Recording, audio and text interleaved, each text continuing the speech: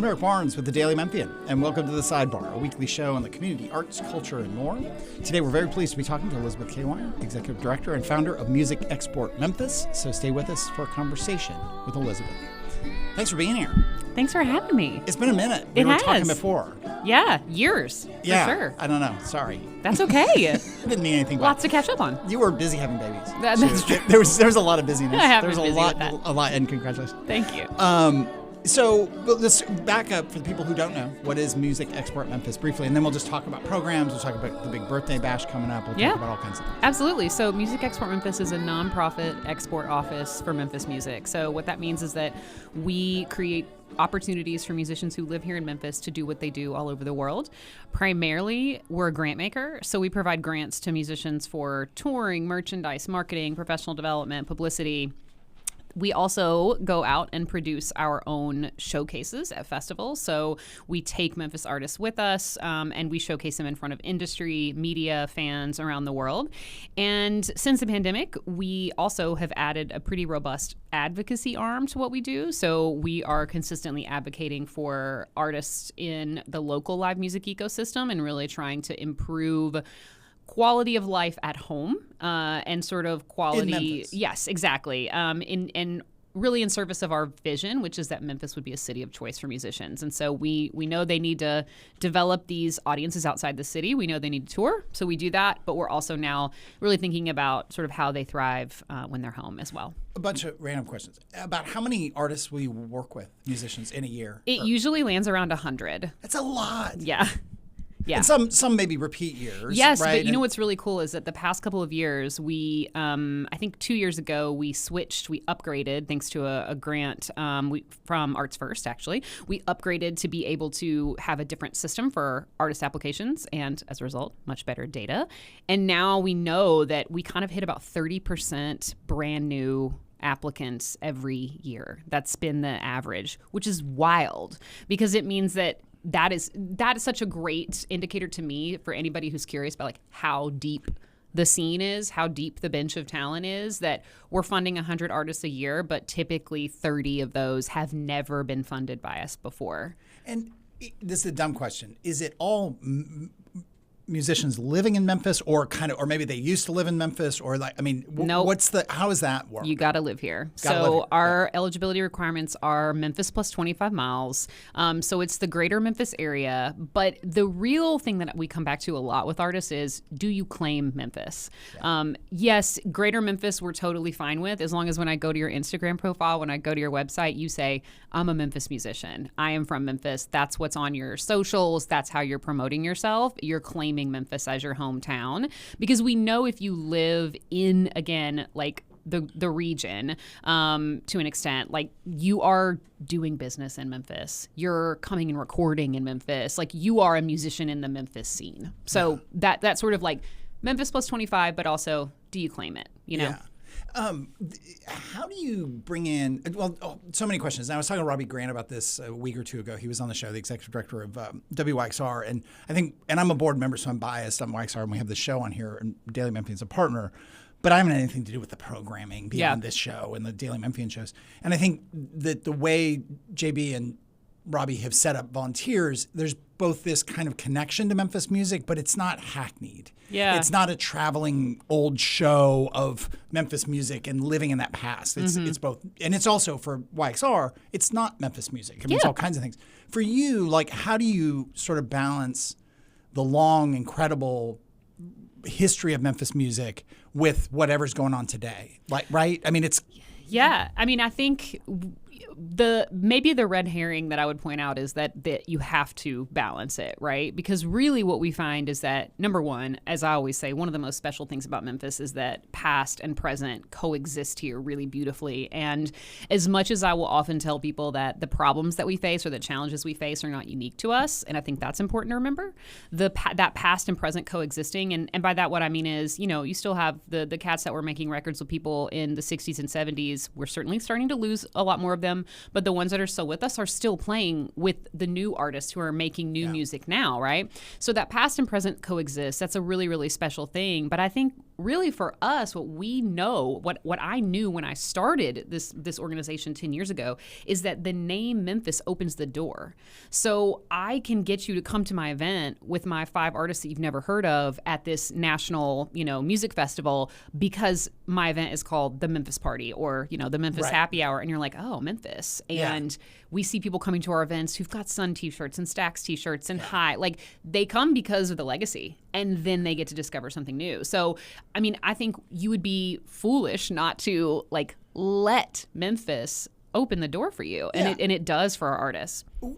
To what extent do you are you is there back to the the requirements or the eligibility for applying? Is it you have to be a new musician, you have to be young, you have to be are there, or is it, how do you interact, how do you figure that out in terms of somebody who's been maybe working for a long time but needs that boost, or somebody who's only a year into this? We do not have any type of requirements around that, right? And the way I feel about it, and really I crystallized my feelings on this during the pandemic when we ran a COVID relief fund. We ultimately did over $400,000 in grants and direct relief to musicians and music industry professionals here in Memphis during the pandemic in partnership with Arts Memphis. What really became clear to me then was people don't ask for money unless they need it. And you can really operate from a more trust-based perspective on some of these things. And so that's where we're coming from on our grants. Certain, I'll get questions a lot of the times about well, do you fund this artist or that artist? And I'm like, well, to a large degree, they've kind of outgrown us. They're operating at a different level. And so they're not coming to us because they don't need us. And so for me, it's, do you need us wherever you are, whatever age you are, whatever place you are in your career? And the reality that I would share with folks who don't know as much about the music industry is that most artists still need us, probably, right? No matter, even the ones that you look at and you think, oh, so-and-so is so successful, they're doing so well, probably their bank account looks a little bit different than you would think. And because the margins in this business are terrible, the whole industry, that's another story for another day. But that's what we're trying to do, is subsidize those careers, right? But you will find that it's really age and genre agnostic. Does it tend to index more towards younger artists? Of course, because that tends to be, sort of the age that you find artists who are still really giving it a go at doing it full time. Yeah. Well, and I imagine too, the younger ones are like, I feel good about my music or whatever, but I don't understand the lay of the land. Yeah. I don't understand how I get the whole business side of it is opaque to me. Yeah. They wouldn't say opaque. I said that.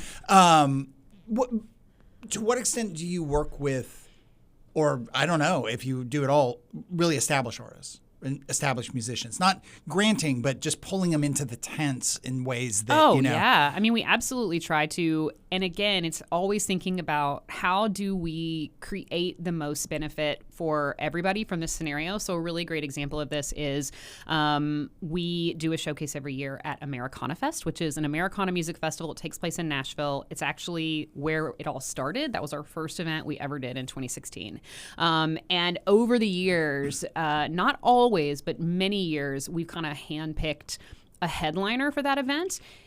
I'm making this distinction because, for those who don't know, everything that we do is through a transparent, open application, and we jury it with a committee that includes board members and community members. So typically, the artists that you're seeing showcase have come and applied for that opportunity, and they've been selected through a competitive jury.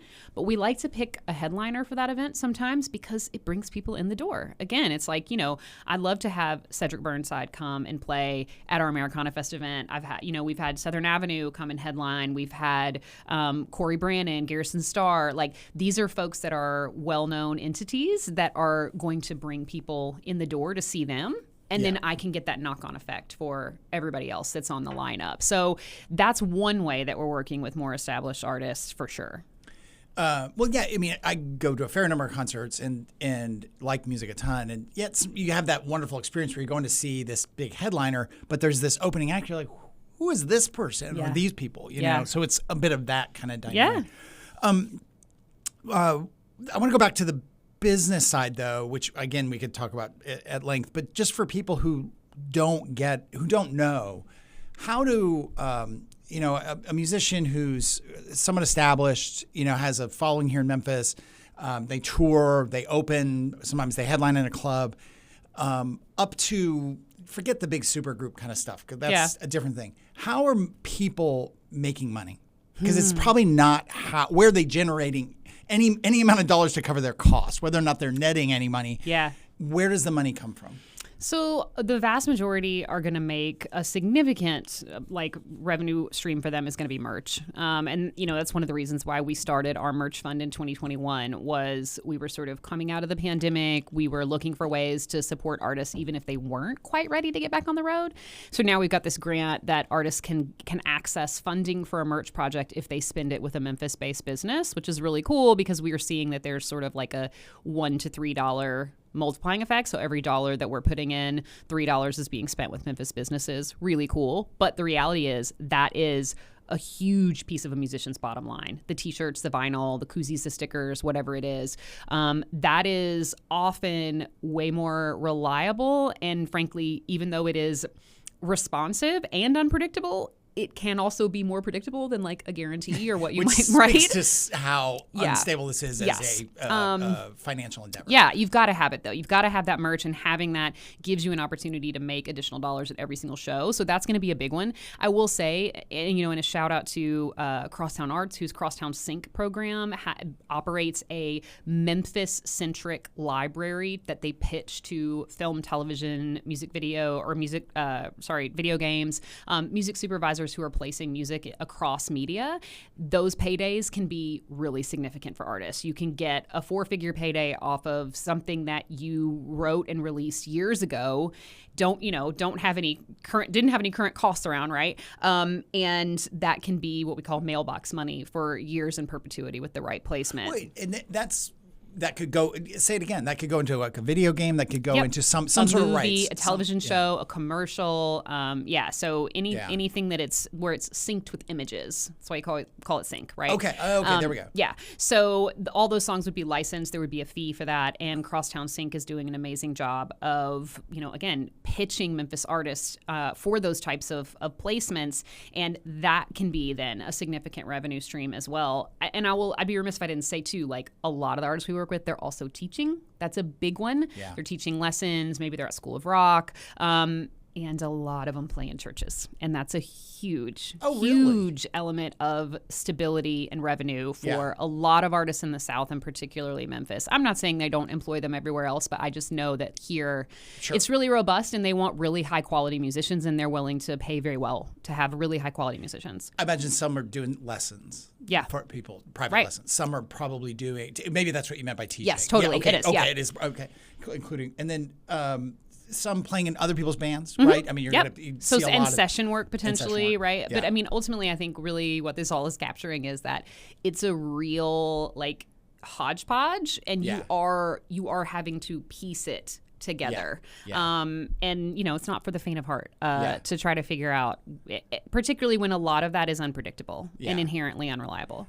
And then streaming just really is just a huge funnel of money for all musicians. It's just going to be... People are shocked. I think more people know, but not enough people know how little money artists make off streaming. And it's broken, and I want it to be fixed very badly. What's also true is streaming is a massive ship that changed the way the average consumer thinks about what should be free to them and what they should pay for. And so... while we need to fight for things to be corrected, we also have to operate in reality and recognize that I'm not going to make money over here. But my music needs to be on those platforms because I need people to be able to discover me so that they'll come to my show, buy my merch, right? And then hopefully also gigging locally is a revenue stream for artists as well, whereas the road might not be as profitable. Being out touring. Yeah, totally. Yeah. You talk about the streaming. I mean, it gives me the PTSD of local news and, the 20-year fever dream of people, almost 25 years. Oh, we'll just make it all free. It'll be great. We'll just post it to Facebook. We'll put it in Google. It'll be great. And now, 90% of people lost their jobs. Yeah. And yet still people... get frustrated that the daily... I'm going to go on my rant. I'm going to give myself 60 seconds. My rant. Still people get frustrated that we charge for our news, which I'm like, I don't know. These people aren't volunteers. I mean, there are 40 people in the newsroom and another 12, and contractors and all these people. And even then, subscriptions cover just half of what we do. And we make so much stuff free. I mean, 60% of our stories are free. This podcast is free. I mean, we are making, this, we may get some ad revenue off going on, video and YouTube and so on, but it's where we got to reach people. It's kind of a version of the streaming. 100%. Why did we start doing video podcasts? Because that's where all the eyeballs are. I don't know that we'll make any money off of it, but it keeps us relevant and reaching people who hopefully come to the site. As a Daily Memphian subscriber. I did that in 40 seconds. Well, as a Daily Memphian subscriber. Thank you. I appreciate your rant. Your husband is an early riser. He's like a 401. Like he's up drinking. He's told me he's up drinking coffee, waiting at 401 when the email in his day starts. So. It's really funny that you think that's what's happening because what it is he's trying to get a baby to go back to sleep I get and reading the Daily Memphian. He definitely knows. He told me the other day, 4 o'clock is when it refreshes, so I have all my tabs open. I was like, okay. This rant is making me think. I don't know if you, I don't know, Eric, this is your demographic. If you watch or listen to Las Culturistas, the podcast. I haven't lately. But they do have a segment that fell out of my rotation. Maybe you should introduce called I Don't Think So, Honey. So I just think, and that would just give you space for these rants. I know. I don't think so, honey. News is not free. Okay, you got to pay for it. Yeah, no, it's a rant. It's a big rant. We're here with Elizabeth Cawein. Let me do some quick housekeeping. Come back, talk more about what's going on in your birthday bash coming up at not your birthday, Music Export Memphis birthday bash coming up July 25th at Handy Park from 2 to 7. We'll talk more about that and other things with Music Export Memphis. But let me remind everyone, I'm Eric Barnes. It's The Sidebar. It airs on WYXR 91.7 every Thursday at 11:30, focused on the community, arts, culture, everything in between. It's one of a number of, or many, I should say, actually, it feels like many, podcasts we do now, most of them now video podcasts, including our morning podcast, the AMDM with Mary Casciola, and also you'll hear a lot of Natalie Van Gundy, who produces all of our podcasts and video podcasts, as well as other staff members. That's 5 days a week, and you should tune into that. We also have our Memphis Grizzlies podcast, which right now is sometimes twice a week with Chris Harrington and Drew Hill. And we have our food podcast, Sound Bites, hosted by Holly Whitfield. It also airs on WYX every Thursday at 11.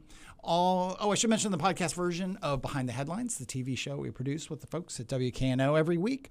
All the podcasts and all the video are on the Daily Memphian site, as well as iTunes.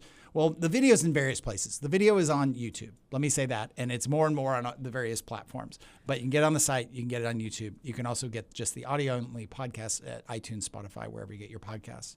WYXR, if you should go to WYXR.org or the WYXR app, and you can get all the shows, Talkin' Music, archives of the shows on WYXR at the website. You can also become a member of WYXR. It's nonprofit, listener-supported radio. If you become a member, you get all kinds of benefits and all kinds of things, or you can just do a one-off donation. And I mentioned before, if you're not a paid subscriber to the Daily Memphian, do become one. That covers about half of what we do at the Daily Memphian. Another 25% is covered by advertising, and the last is covered by donations. So if you are a paid subscriber and you want to donate, we really appreciate that. Coming up soon on the Sidebar, Pat Mitchell-Worley. Have you ever met Pat? Pat is fantastic. She's a board member of YXR, and on the show and on Behind the Headlines. You've been on Behind the Headlines at least once or twice. With Pat. With Pat. I think it was. Yeah. I think you're right about that. They also used to have their own show on WKNO. Oh, yeah. Oh, that's true. Pat and I were on... Oh my God, what was the name of that show? Local Color. There Local we Color. go. Thank you, Natalie Natalie. Van Gundy over here. Just kind Woo! of, it's good. At some point we'll get a fourth camera and you can see Natalie working and commenting. No, apparently not. And we can't do it unless Natalie agrees to put the camera in. So apparently that's not going to happen. We recently had Julie Perotti, the curator of the Cafe Society, curator at the Dixon Gallery and Museum, Gallery and Gardens. I never get that right.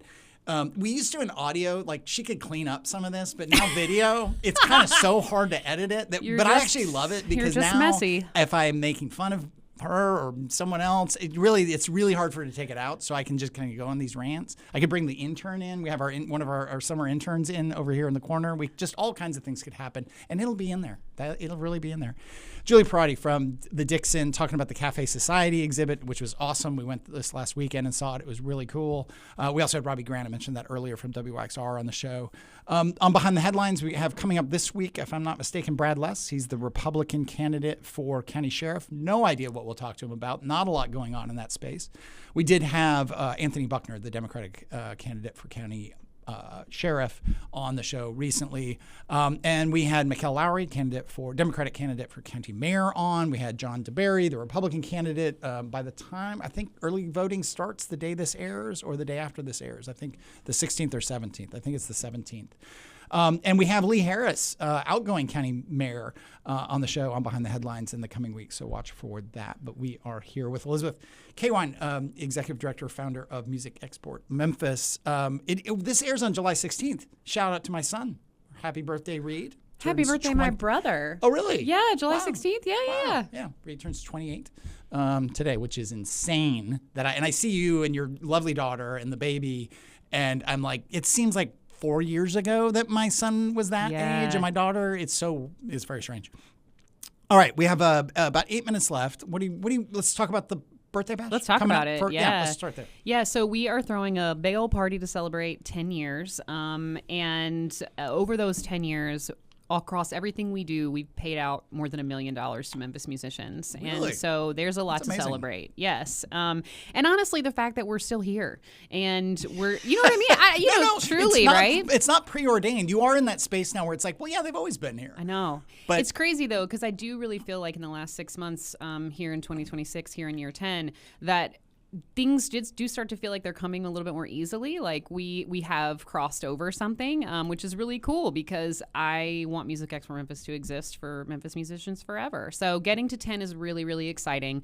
And we're going to celebrate in Handy Park with a free event. It's from 2 to 7 p.m. on Saturday, July 25th.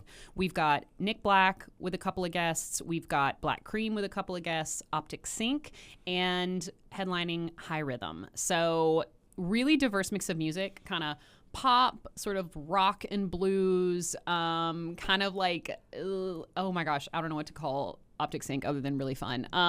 And obviously High Rhythm is gonna, bring the house down, and it's free. And we have a ton of our partners who've worked with us and helped us take Memphis all over the world in the past 10 years who are going to be set up on the plaza and doing fun stuff and giving things away, like the Grizzlies and Memphis Record Pressing and Mempho Presents. Mempops is going to be out. It's going to be a really, really good day. I am particularly excited about this event because I really, really firmly believe that every single person in our city needs to know and understand the depth of talent that we have that is very much alive and not dead. And bringing tourists here, and we're so appreciative of that. But every single person needs to know that depth of talent exists in order for us to really go to the next level, whatever that is, right, as a music city. And I think that as much as I never want to compare us to Nashville, and also it's not useful, but in this one moment I'll say, every random person on the street in Nashville, regardless of their connection to music, is like, yes, Nashville is Music City. And it's a tipping point. And so this free event to me is this great opportunity for us to just show off these incredible bands that we get to work with and fund all the time. What are other really good music cities in the U.S. or around, or where you've taken Memphis artists or wanted to? But what makes a good music city? Oh, man. Well, that is a whole nother podcast for another day. I will give a couple of examples that have some specific things going on that I think are cool. So Huntsville, Alabama is kind of a newbie on the scene. What's really interesting about Huntsville is that they have a couple of things that I think are necessary ingredients for stuff to really catch fire. And the biggest one is leadership that's really, really invested at the highest level. Big shout out to, just really quickly, I won't say that and not mention, Mary Young started the Office of Creative and Cultural Economy. They've done amazing things to support us and are great partners to us. So we do have that leadership at the highest level here. That's DeMarcus. Yes, DeMarcus. Right. He's great. What Huntsville has that unfortunately we don't have is an incredibly wealthy tax base. And so they got money to spend on stuff. They did a music strategy just like we did. And then they just sort of started going on that strategy and said, we're going to do everything on this list. Built an incredible amphitheater, 7,000 seat amphitheater that's beautiful. They're just doing a lot of really cool work to support the music scene as a way to attract people to take the jobs they have open, which is really interesting, right? We want you rocket scientists to move here. You don't want to live here. Well, we're going to make a really cool music scene. So that's really cool. Leadership at the highest level. I would say New Orleans is obviously a city I would compare to us a lot. They are doing a lot of really cool work in their Office of Nighttime Economy and how they're thinking about and supporting venues and also thinking about and supporting their culture bearers, not just musicians, but Mardi Gras Indians. So they're also a really great sort of past meets present, where you have legacy, but you also have people that are coming up. One of the things they did after their music strategy was really invest in trying to build soft infrastructure in the city. They want artists to be able to make money off of intellectual property right in New Orleans. So that's another really, really cool one. That's an interesting one too, because I used to go to New Orleans quite a bit before COVID, and then everything changed obviously, but I was there last fall, and you don't necessarily. And I'm a tourist there, right? I'm not, I'm not necessarily just in Bourbon Street, but I can't claim know much more about New Orleans as a tourist. And you do think of it as being, I don't mean this a bad way, stuck in the past musically. And stuck in the past is a pejorative. Like it is this place of great music that is the same as it's been when I went there when I was 20 with my dad. Right. Which isn't true probably, No. right? If you're really there and you're really invested. Yeah. And that's kind of some of the challenge that Memphis has, right? Sure. I mean, I guess Nashville has kind of crossed that, but Yeah, and I mean, listen, call me back in like a year because I'm getting ready to write a dissertation on how artists and I mean that quite literally. That's not a joke. On how artists in legacy cities navigate that. How do you build a career and a living and negotiate your own identity inside of a space that is so steeped in something else, right? Yeah. I also have to mention Austin and the Music Cities front, and I think Austin is really interesting because they made their bed, but it's a really interesting story to look at in terms of the power of cohesive branding in naming themselves Live Music Capital. Go back to 1990, look at sort of everything that happened from there. Things got bad. It went so well that artists were priced out. But now you can really look to Austin as this exemplar of some really, really cool stuff that's happening at the government level in terms of ways they're thinking about land bank usage and funding for, again, music venues, cultural spaces. Like they're doing some really cool work to try to fix it. We have 2 minutes left, and I'm going to pick on Seattle just because I grew up out there, and I do love Seattle and all that. But they kind of lost some of their music local thing. It's not known for that. There was that period of time, grunge, all that stuff just exploded. My brother lived up in that area. I was going off to college. All these people. It's kind of gone. I mean, just as a reputation. I know there's still live acts. There's probably some amazing musicians. I don't mean to pick on everyone. But it's interesting how sometimes that stuff can be fleeting. Yeah. Right? Well, I think you have to look at the context of why that happened. You had industry that was coming in and skyrocketing the prices. Seattle is a really great example of venues that were pushed out. Most music venues do not own the space they are in. They rent. And so they're going to be the victims of gentrification a lot. They're going to be a lot sooner than a lot of other spaces. And once those spaces don't exist, those spaces are necessary in order for music to incubate and for, new music to be there and for artists to thrive. So and they literally, again, there's all these benefits to it, but between Amazon, Microsoft, the tech boom, what used to be the kind of grungy spaces of clubs and just like dive bars, a lot of it got mowed down, and it's now Amazon headquarter and supporting, buildings and gleaming glass. And all what that. I want Memphians to know is that we can grow and progress and keep the stuff that makes Memphis, Memphis. And that's what we're really trying to do. I know I've asked you because you've been on the show, but I always forget their first concert. What was your first concert? Oh my God, you made me tell you again. I can't remember anything. Celine Dion at the Mid-South Coliseum. Wait, that's always worth telling. You should just, I like this, by the way. This was good. And I'm glad that alone is the reason we need videos because the hair, as you said, Celine Dion. And I need you to know that absolutely inexplicably, Keb Mo opened for her. And people have asked me about that over the years, and I've shared that. And I'm like, I need you to understand I was 11. I don't know. I don't know why Keb Mo was opening for Celine Dion, but he did. Happen. I should have said at the top, just in full disclosure, I have been a supporter of your organization. We did before COVID. Right around the launch of the Daily Memphis, we hosted a little house party. We're doing another one. So I should just disclose that. And we're grateful for that. Yeah, absolutely. Elizabeth Cawein, Music Export Memphis, thanks for being here. That's all the time we have this week. If you missed any of the episodes, you can get the full episode online wherever you get your podcasts, or you can get video at the Daily Memphian or YouTube. But thanks very much, and we'll see you next week.